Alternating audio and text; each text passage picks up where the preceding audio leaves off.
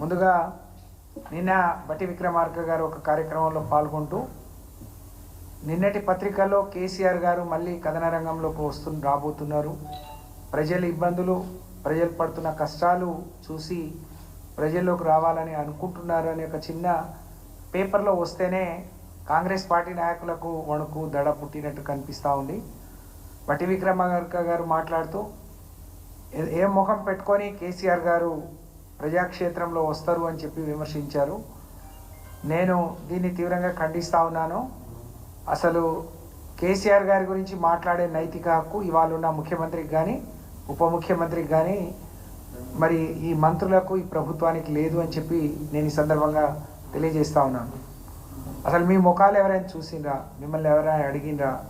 కేసీఆర్ ఇన్నేళ్ళు కొట్లాడి ఎవరితోని సాధ్యం కానీ తెలంగాణ తీసుకొస్తేనే నువ్వు ఒక ముఖ్యమంత్రివి, నువ్వు ఒక ఉప ముఖ్యమంత్రివి, కేసీఆర్ గారి దయ వల్ల కేసీఆర్ భిక్ష వల్ల పదవులు వచ్చిన మీరు పదవులు పెట్టుకొని మీ పనులు మీరు చేయక మరి బీఆర్ఎస్ పార్టీని కేసీఆర్ని విమర్శిస్తేనే మీకు కడుపు నిండినట్టుగా, లేకపోతే మీరు ఇచ్చిన హామీలు ఎన్ని ఎగ్గొట్టినా ప్రజల దృష్టి మళ్లించవచ్చని మీరు భ్రమపడితే అది మీ భ్రమ మాత్రమే అవుతుంది.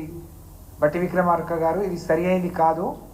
నేను అనుకుంటా బట్టి విక్రమార్క గారి కొంచెం మనస్తాపం చెందినప్పుడల్లా ఏదో ఒకటి మాట్లాడుతూ ఉంటారు. నిన్న కాంగ్రెస్ పార్టీ కొంతమంది నాయకులు ఉత్తమ్ కుమార్ రెడ్డి ముఖ్యమంత్రి అవుతాడంటే ఉప ముఖ్యమంత్రిగా ఉన్న నేను కదా కావాల్సింది, మరి నన్ను వదిలేసి ఇంకెవరో పేరు చెప్తారా అని చెప్పి ఆయన ఫ్రస్ట్రేషన్లో ఇలాంటి మాటలు మాట్లాడుతున్నట్టు భావిస్తున్నాం. ఎందుకంటే కేసీఆర్ గారు ఈరోజు దేశానికి స్వాతంత్రం తీసుకొచ్చిన మహాత్మా గాంధీ చరిత్రలో ఏ విధంగా నిలిచిపోతారో తెలంగాణ సాధించి పెట్టిన కేసీఆర్ గారు కూడా ఈ తెలంగాణ రాష్ట్రంలో అదే విధంగా నిలిచిపోతారు.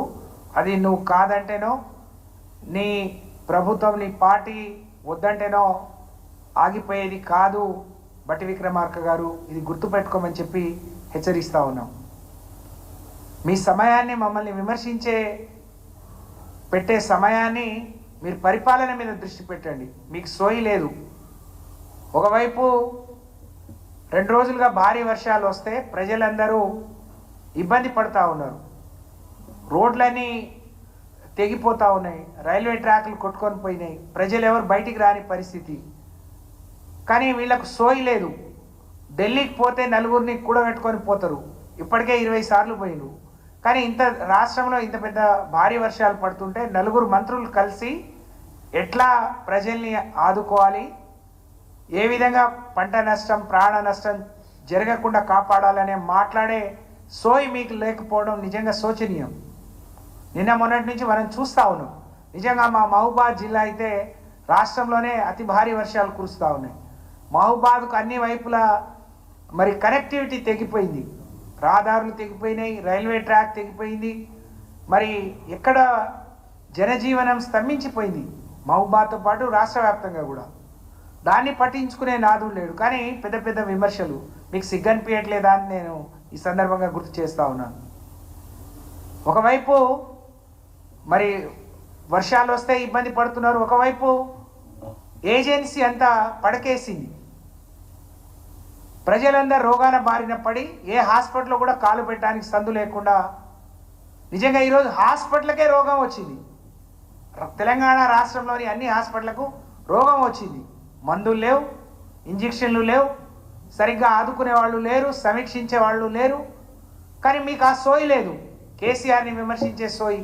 కవితమ్మకు 5.5 నెలల తర్వాత బెయిల్ వస్తే బీజేపీతో కుమ్మక్కయిందని అంటారు. ఆఖరికి సుప్రీంకోర్టు చివాట్లు పెడితే తప్ప మీకు బుద్ధి రాలేదు. కాంగ్రెస్ పార్టీ బీఆర్ఎస్ పార్టీని విమర్శించే సమయాన్ని మీరు పరిపాలన మీద కేంద్రీకరించండి. గురుకులాల్లో విద్యార్థులు అవస్థలు పడుతున్నారు, ఆడపిల్లలు రోడ్డు మీద వచ్చి ధర్నాలు చేస్తూ ఉన్నారు. సరైన తిండి లేదని, సరైన మంచినీళ్ళు లేదని, ఎలుకలు వాళ్ళను కొరికేస్తున్నాయని, మరి పురుగులు అన్నం పెడుతున్నారని విద్యాశాఖకు మంత్రి లేడు, సోషల్ వెల్ఫేర్కు మంత్రి లేడు, గిరిజన సంక్షేమానికి మంత్రి లేడు, పోలీస్ శాఖకు మంత్రి లేడు, ఏ శాఖలకు మంత్రి లేడు.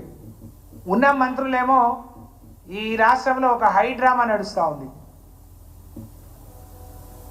మరి నేను కేసీఆర్ గారిని మీరేం ముఖం పెట్టుకొని వస్తారు?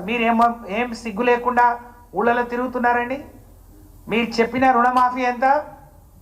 ముందు 46 కోట్లు 41 కోట్లు అన్నారు, 39 కోట్లు అన్నారు,